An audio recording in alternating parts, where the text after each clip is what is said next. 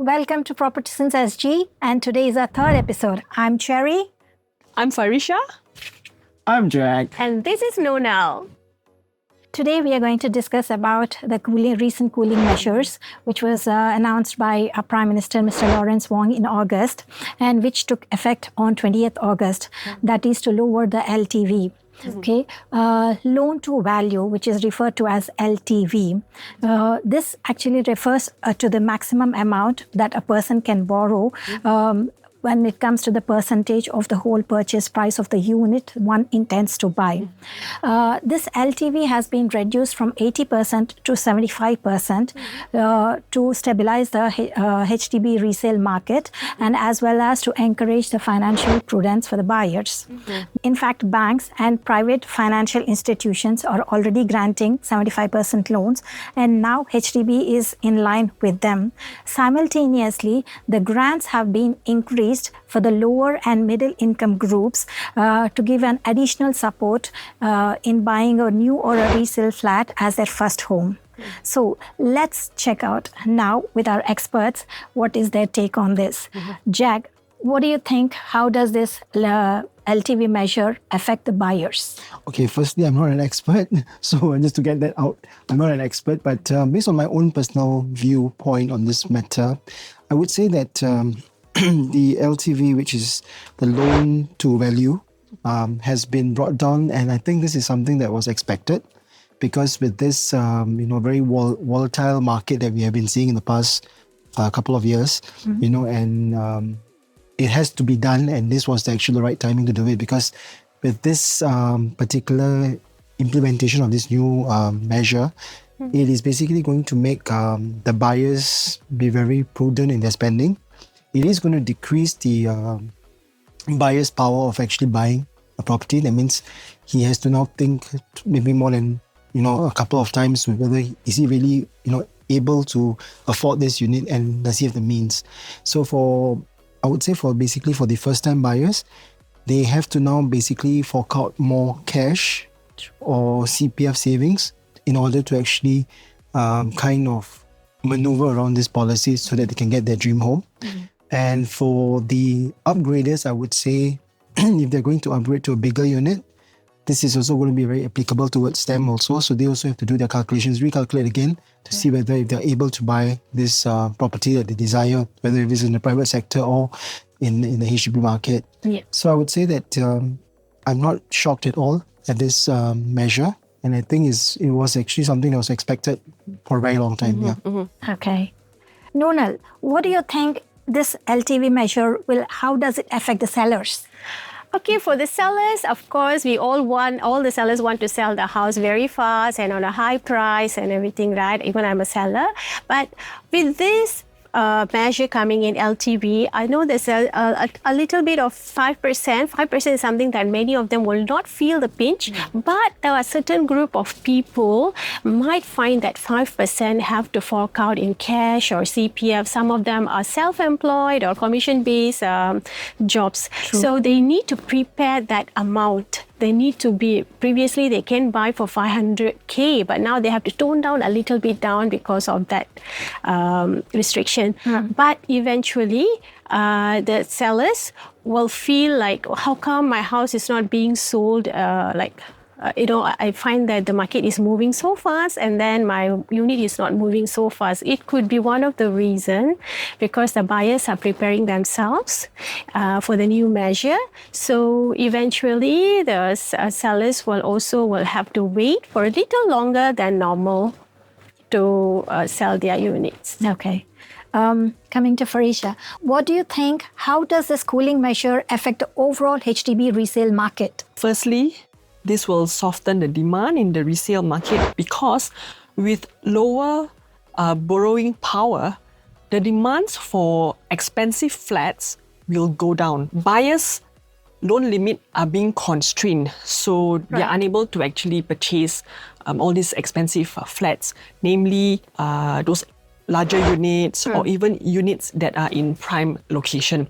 So these buyers might opt for cheaper units or even delay purchasing until they have accumulated enough savings. And then also with lower LTV, we can expect the prices to stabilize. In fact, the whole point, the objective, or even decrease, especially those that are already priced at the premium amount. So maybe it might decrease. Then secondly, the lower LTV is to aim to temper the growth by reducing affordability. So perhaps fewer potential buyers in the market, not only it does stabilizes the market, the prices may rise, but at a much slower rate. Yeah, so that's what I feel Okay. with this new cooling measure. Yep. So, like in my opinion, this LTV measure, it doesn't make a lot of difference for the downgraders who are from landed properties or condos, because they have that financial stability. But it might affect the lower income group or the younger families who doesn't have substantial amount in their CPF or cash on hand. Okay, but anyway, this measure by the government is a good step, okay, to stabilize the resale market as well as to protect the buyers or the lower income group to overly commit to this overheated market, and also to make the HDB homes more affordable. So, yeah, this is a good step and a good measure which they have brought in. Okay, enough of all the serious talk. Let's go into something that we actually see in our everyday life in the field. You can share all about our agents, what kind of agents are we working with, co-broke agents, and then the clients. So let's have And the some of these challenges. experiences. Yeah. Okay, so yeah, I can start because Jack, I've heard some stories about unusual requests or that clients have made when buying. But I think, I think in Singapore we have a culture, ladies first. So I think I'd rather let you guys go first. You guys go first, I'll go last. Coming from Unusual. Halloween, that's why. Any unusual encounter with a client? I'm speaking like my own client. Okay, so what happened was we bought a unit at an undervalued price, so which is good. It's a value buy, isn't it? True enough, the condition of the unit is old and tired. And bear in mind, it's a resale flat. So when my client moved in, definitely some works need to be done. Be it plumbing or be it some wiring, yes, electrical and so. But she came to me complaining that the paint was falling apart. And it was wet and it was moldy and so forth. And she said that I regret buying this house. So I have to explain to her that, or more like buyers, you need to know that when you buy a resale flat, it's a pre-loved item. Meaning that, of course, there are signs of wear and tear, especially in a house that is old or even many years. So I feel that this is something buyers need to know. They have to be prepared to renovate, and also they cannot expect a pristine unit, a pristine condition unit. So this much. So this is what I feel was strange. He was really angry. He was really angry that the paints were falling apart. So how are we supposed to even speak for that?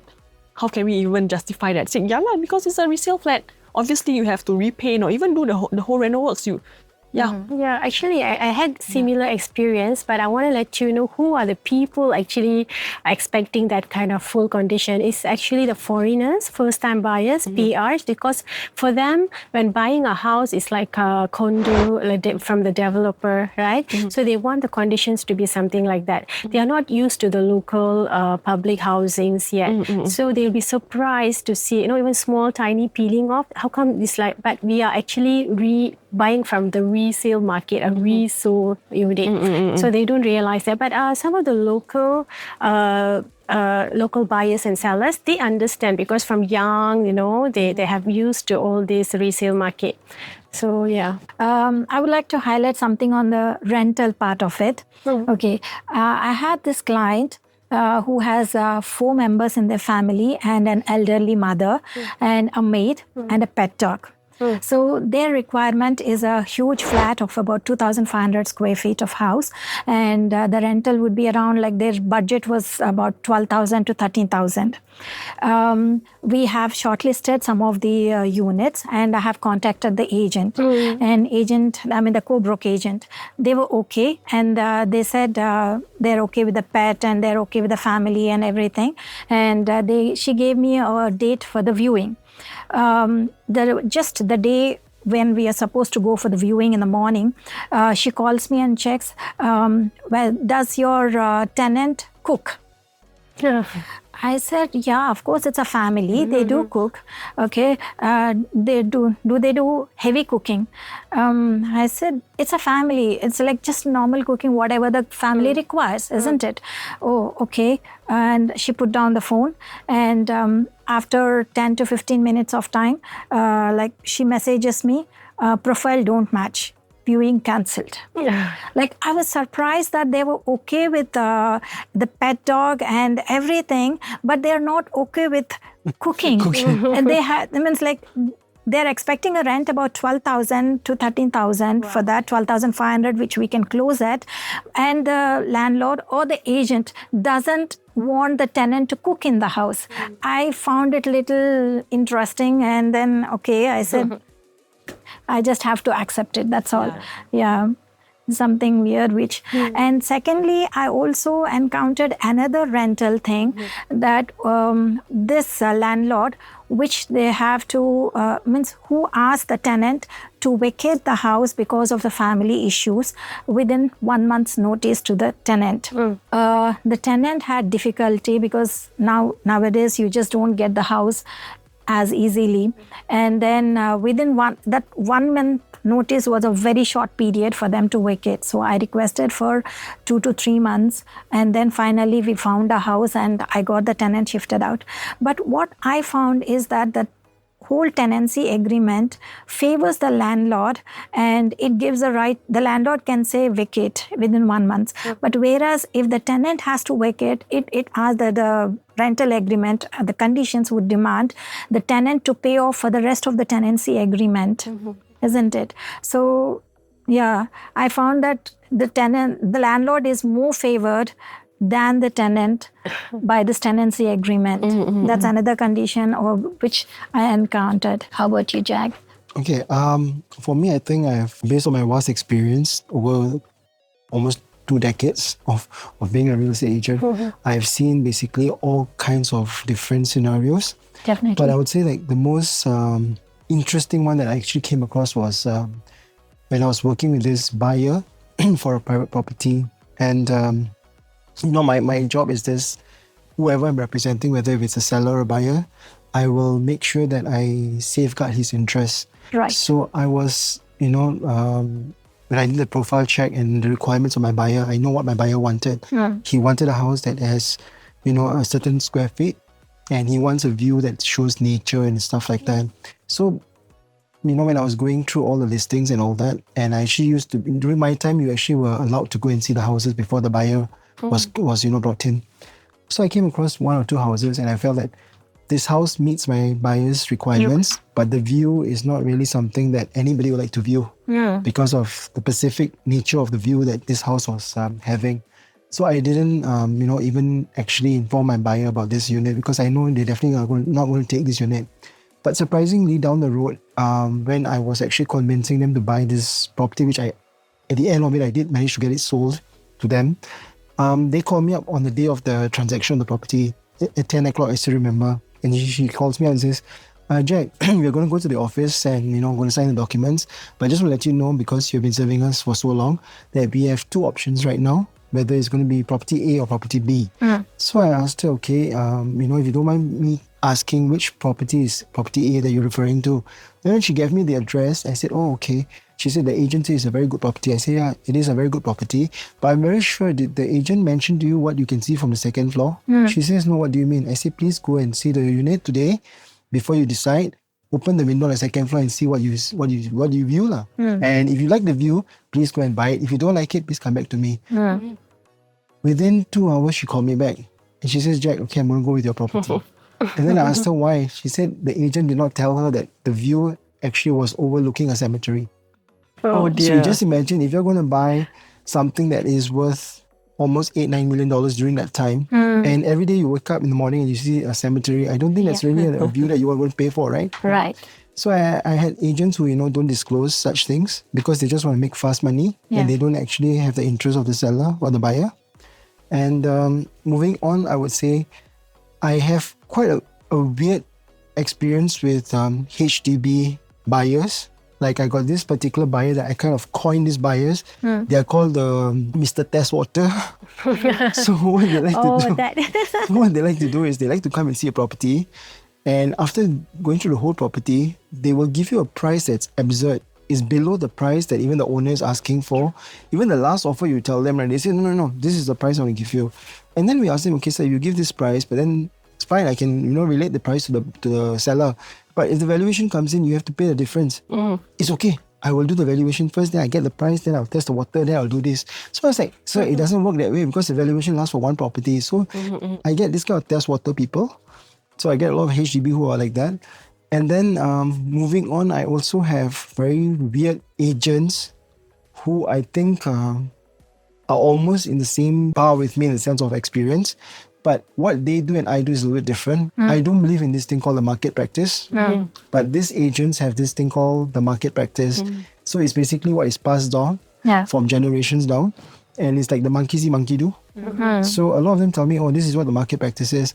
But actually, in fact, it is not.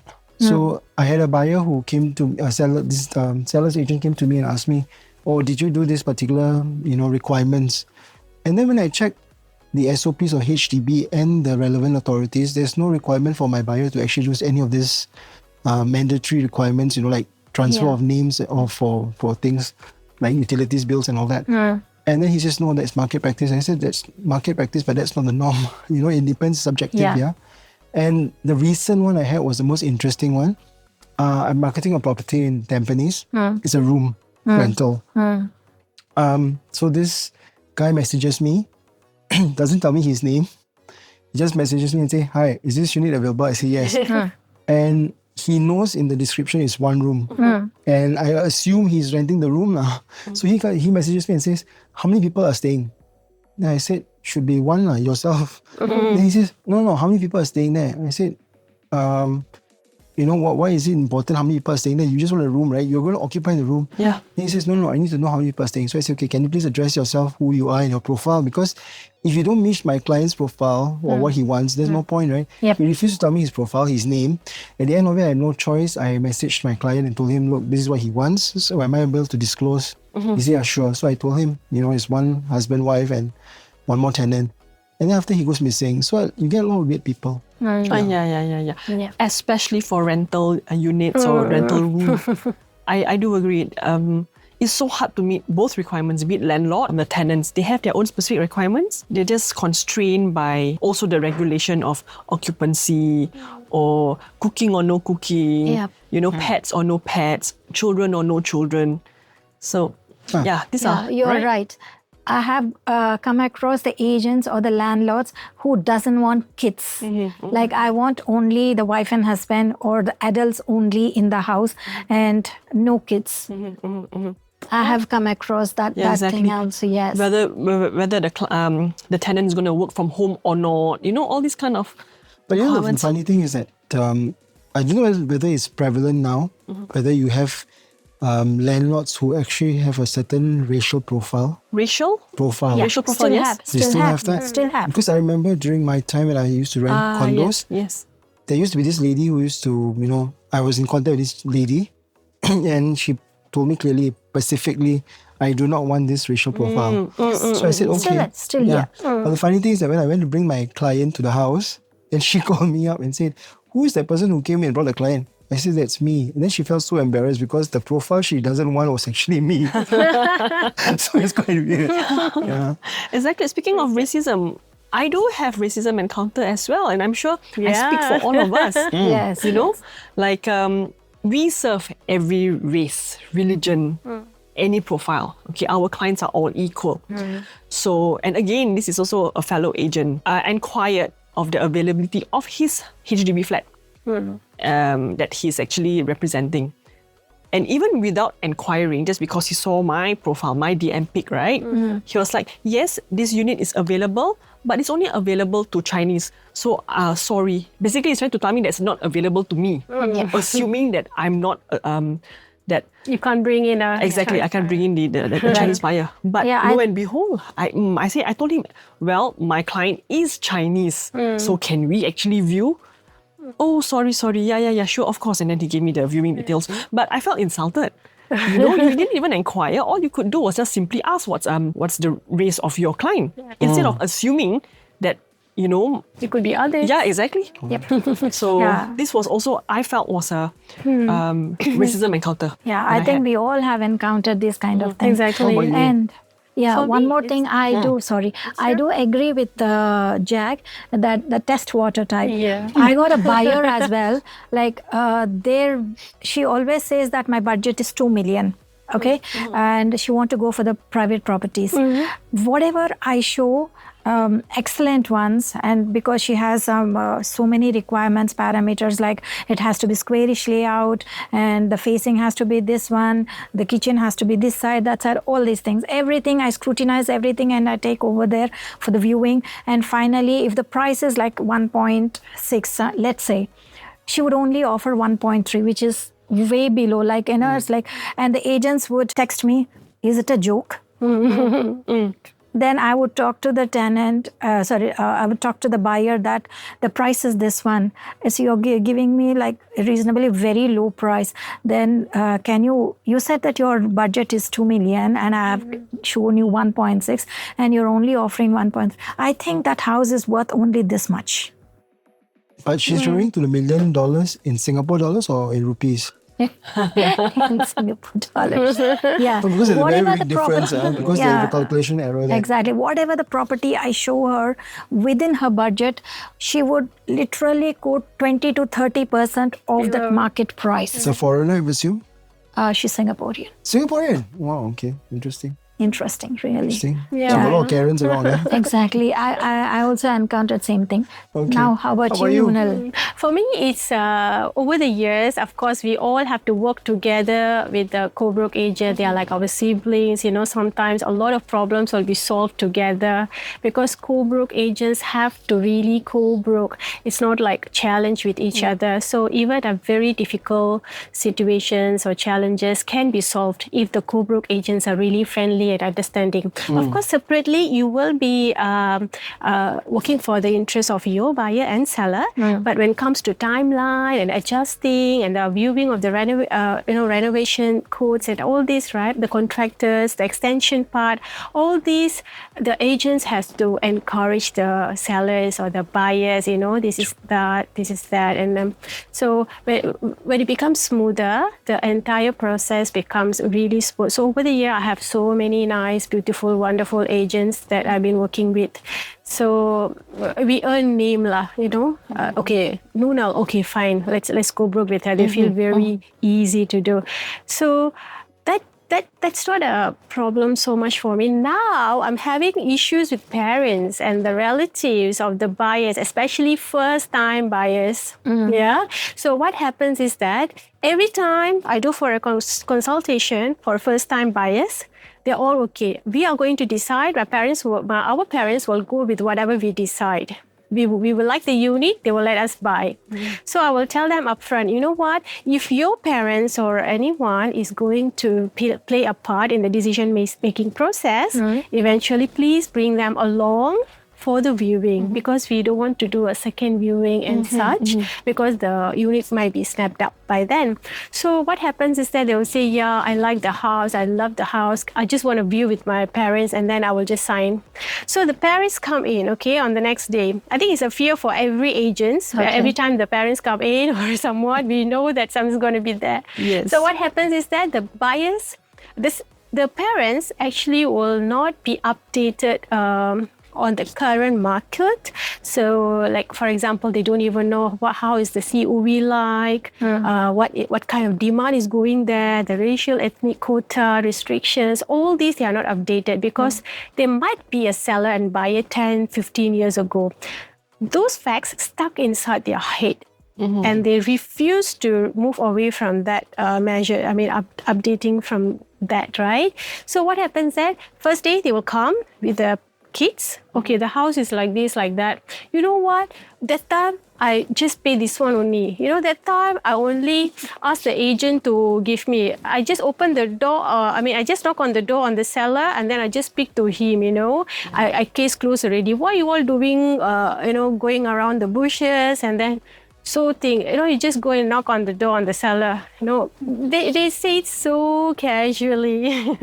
And then they don't even know that there is a COV is hidden because the seller and the buyer must come to a price factor first before the valuation is being out, right? Yep. So they don't know about this. So it's like in 2013 or 2014, that's where it's changed. That the system was changed then, right?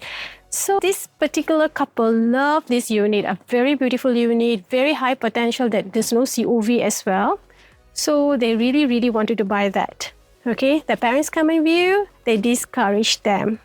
But they say, we will tell you in the morning. We will tell you 2 days later. But the agent's telling, please tell me by 8 p.m. because I have so many waiting behind. Yes. Right. Yeah. So on the next day morning, she will message, okay, my parents are okay with it. Let's go for the OTP. Then I have to sadly tell them, so sorry, it's taken up. Yeah. So it was such a beautiful unit. They lost it, but eventually I got them. But they have to pay 30K COV for that.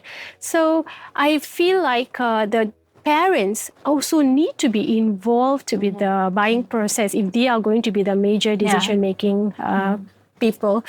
Update and get it update first before you view and give advice to your kids, True. Well, my opinion is that when buyers come, especially young couples, right, yes, they do bring in their older siblings, parents and so because they want approval, they want blessings, true enough. But I feel that the veto decision still lies in the buyers themselves because they are the one to live in that house, to make a home of that unit. Right. So as much as your family members can try and influence you or so, but the veto decision still lies in you. Otherwise, you will regret. Yeah. Yeah. Unless like parents are supporting with the cash or something like that, then they have to go with the parents' decisions. Yeah. Sometimes it's not even about the finances. It's just for the sake of saying, look, it's like that. It cannot sold. I know, last time I got sell like this, I got buy like that. This agent will play you out. This agent will play you out. So they are still in the illusion that agents are still cheating. They are not honest and also they need to know that we are CA registered agents and we do everything professionally, right? They oversee that. Some buyers will actually bring their parents, right, to bless the house and all that. But there are also buyers who actually bring in mediums. Feng Shui master? Yes. And I came across one very unique house, and this house was actually haunted. It was really literally haunted. And I know for a fact it was haunted because, don't ask me why, but I know that the house was haunted. Okay? But the thing is that this Feng Shui master that came in surprisingly told the buyer, this house is the best house you ever want to buy. And my seller was very shocked because he was telling me, Jack, it's going to be very hard for me to sell this house because I see things every day. And when this Feng Shui master came in, the buyer said that, buyer came first viewing, he liked the house very much. Said, okay, I really want a house, but to make sure that I get the correct house, I'm going to get this Feng Shui master. He's very strong, very powerful. So my seller was like, the whole night couldn't sleep. Later the Feng Shui master come and say, hey, here got something, they cannot sell, But surprisingly, the Feng Shui master came and said, the house is fantastic. So I was like, wow, this Feng Shui master very powerful. He missed every single thing. So you get a lot of weird people also. Yeah. Who come Yes. like that. Actually, the Feng Shui master can make or break a deal, you know. Very much. True. Yes. Yeah, Feng Shui. And also the number of the unit number. I think that is the numerology. highlight. I feel very, very sad because some of the units are really fantastic view, but then, of course, it's personal. But I've seen the parents influencing the kids, please don't buy because of the number. Whereas the kids are all okay with it. They're okay with it. They're already accepting, but because due to respect, they just let it go. That's Correct. And some buyers are also particular of the history of that unit. like if if the unit has experienced some death in the unit Unnatural, or divorce within the couple in the unit. So some buyers are just particular, they call it what, superstitious? Is that superstitious? Yeah, they're superstitious that even though the location is superb, the unit is amazing, it fits their family, they are still cautious and they choose not to actually go with it. I think they have a lot of different cultural belief systems. Yes. We respect everything. So these are really interesting. It's really, with all due respect, but I find it really interesting. That, But it is moving to, I think many youngsters are not taking that into account anymore. They're just going for it. Even like a level 4, we used to have very difficulty selling. Number 4. Now just snapping up like that. That's great. Okay, it's like this is considered as our last episode. Yes, right? yes. So maybe before we end today's session, each one of us can just share something unique about yourself that you like to express to all our viewers, so that they can differentiate between why you're different from the rest of us. Start with you. Just say. Myself, okay. Mine's definitely service before self. My clients' interests are priority. I promise to deliver what you want. So that's why my hashtag is smooth with Farisha. It's your move and I'm here to make it smooth. Wow, Cherry? so catchy. I don't know what I have to say. What's your take? I mean, like, for example, when you meet buyers and sellers, what can they expect from you? Or what Of course, motivates you or what drives you? I would say that your property is a priority and it really matters to us. And then, yes, I would give my 100% and go beyond, to make their home, whatever the requirements, what they have to meet their requirements in choosing a home, because they are investing, I think, the huge amount of most expensive purchase or investment in their lifetime. So, yes, I believe service to the mankind is service to the God. So that's where I stand. And I give my 100% and beyond for them, meet their requirements. Okay. How about you? For me, all my clients, buyers, sellers, everyone have to retire early. That's my aim.